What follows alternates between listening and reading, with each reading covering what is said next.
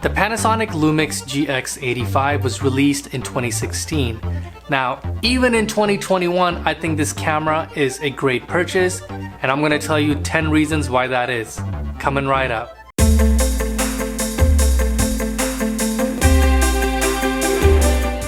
So let's talk about some of the features that I think makes this camera stand out. The first one being how compact it is. It's a small form factor.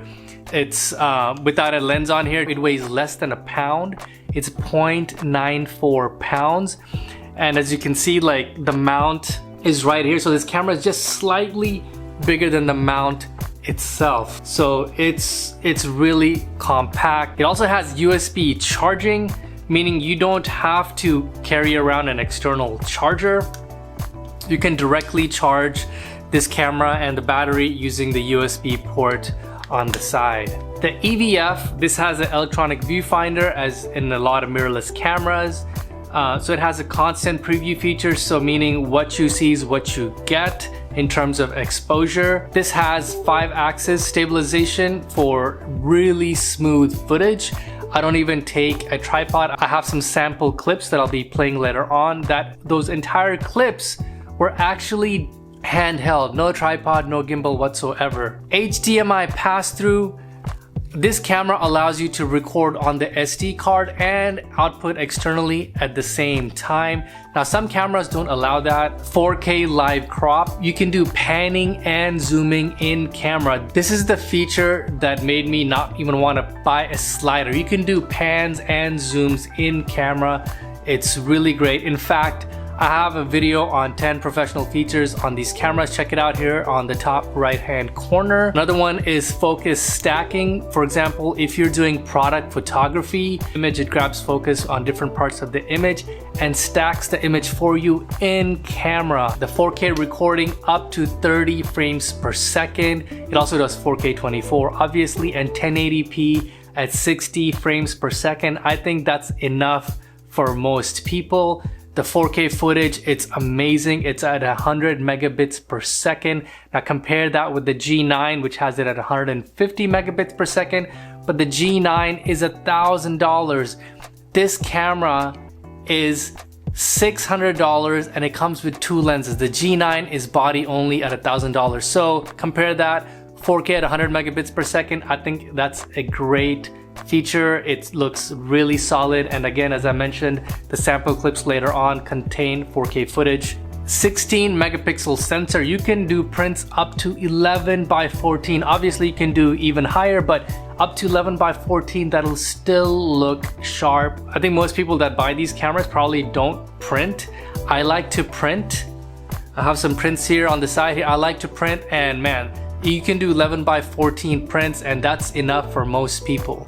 ImageApp, Wi-Fi tethering. Panasonic Lumix makes a mobile app called ImageApp. It allows you to connect to your camera, control different settings like exposure, start, stop recording, use the app as a remote shutter. It also has Wi-Fi tethering. As you're taking pictures on the camera, you can automatically transfer it to your computer. I think that's just an amazing feature, or your phone. So those are really underrated features. Not a lot of people talk about those things, but that's really what stands out on the Panasonic Lumix lineup. So that's 10 reasons why I think you should buy this camera in 2021. Now, but there are some things to consider with this camera. Let's talk about what those are. Number one being the autofocus. The autofocus is not good on any Panasonic camera. I think the S5 is the best, but it's not so great on here. I'm shooting on the G85, which is a sibling to this GX85, and as you can see, I have no problems, but I also have it in manual focus, and if I want to adjust focus, I'm going to simply do something like this. See, the focus is adjusted. So if you don't like that kind of like focus pulsing and stuff like that, you may not like this camera. And again, like I said, I don't typically have a problem with the focus, but I also don't use it. And of course, as I'm saying that, my focus is out of control.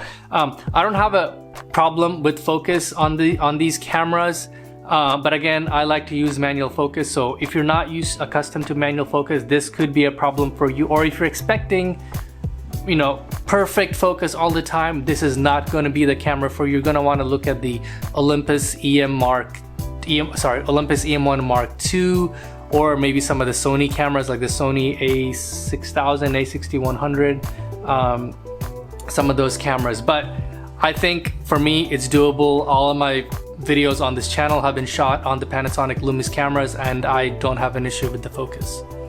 So other things to consider is there's a slight crop in 4K. It's a 1.1 crop.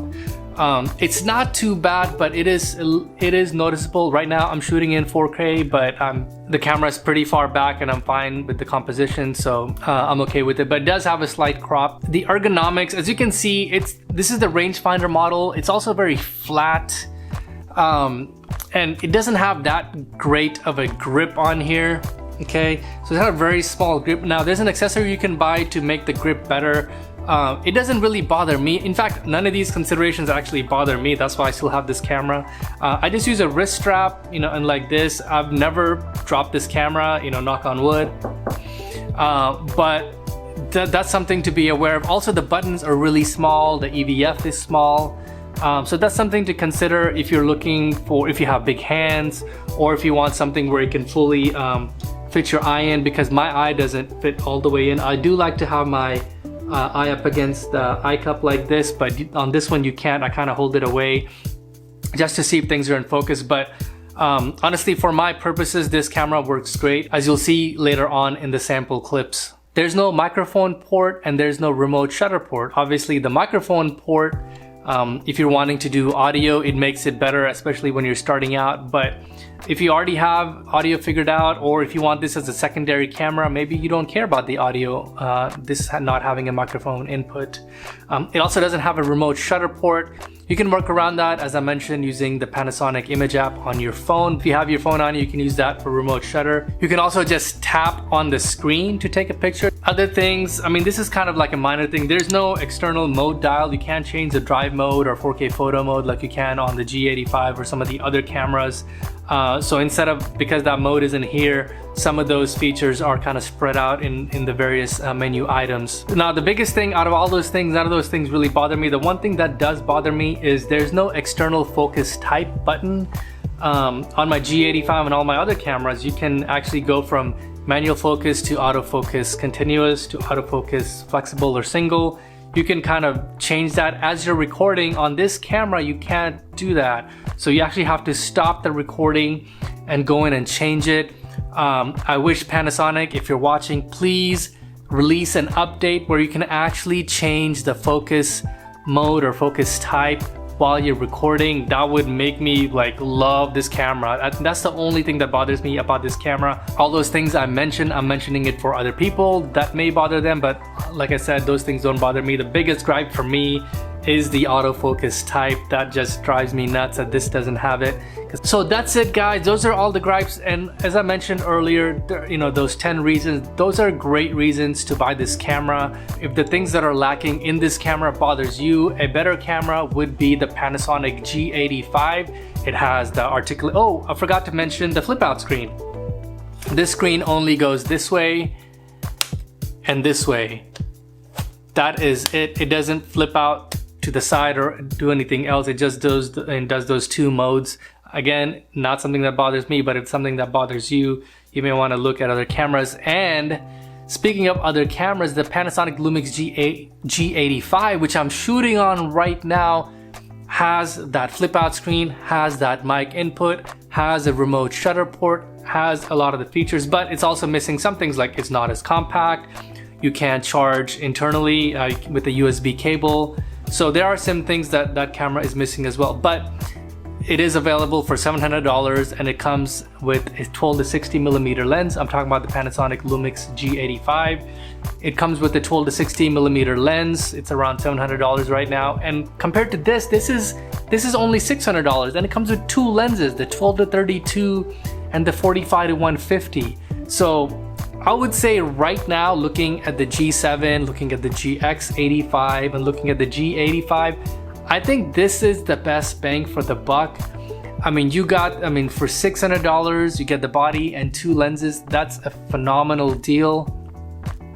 If the G85 is $700, another camera you might look at upgrading to would be the Panasonic Lumix G9, but the G9 is $1,000 and body only, so you have to buy lenses separately. So given all of these things, guys, I think this is one of the best cameras you can buy today in 2021. As you can see, I'm still using it, and I'm gonna show some sample footage right now. If you decide to purchase this camera, please use the affiliate links in the description. That'll help support this channel, and it's at no additional cost to you.